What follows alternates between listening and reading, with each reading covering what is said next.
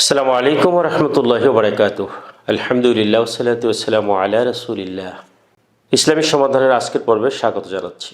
জনাব নজরুল ইসলাম নামে এক ভাই প্রশ্ন করেছেন যে সৌদিতে এখন মহিলাদের জন্য সিঙ্গেল এন্ট্রি ভিসা দেওয়া হয়, তো মহিলাদের মুহররম ছাড়া হজ এবং উমরা করা যাবে কিনা।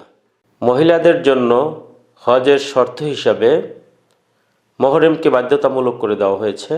সুতরাং মুহররম ছাড়া মহিলাদের হজ এবং উমরা করা, এ জাতীয় সফর করা সম্পূর্ণ নিষিদ্ধ।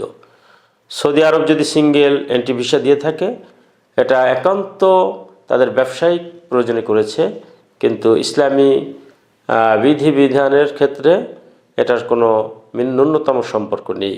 অর্থাৎ মহিলাদের হজ এবং উমরার জন্য অবশ্যই মুহররম থাকা এটা বাধ্যতামূলক। অপরিচিত বা বেগানা পুরুষের সঙ্গে ফোনে কথা বলা বৈধ কিনা। অপরিচিত মহিলা বা পুরুষ একান্ত প্রয়োজন যদি হয়, তাহলে কর্কশ ভাষায় অর্থাৎ নমনীয় নয় এমন ভাষায় কথা বলতে হবে। অন্যথায় সাধারণ দৃষ্টিতে অপরিচিত পুরুষ এবং মহিলাদের সঙ্গে কোনোভাবেই কথা বলা যাবে না, কারণ এর মাধ্যমে অশ্লীলতা ছড়িয়ে পড়ার আশঙ্কা রয়েছে। আজকাল মোবাইল বা ফোনের মাধ্যমে বিভিন্ন জায়গায় এরকম বিভিন্ন ঘটনা আস্তে আস্তে তাদের সম্পর্ক তৈরি হয়। এক সময় এটাকে অবাধ পরকীয়া বা অবাধ যৌনচারে লিপ্ত হওয়ার সুযোগ তৈরি হয়। কোনোভাবেই প্রয়োজন ছাড়া অপরিচিত কারোর সঙ্গে কথা বলা যাবে না।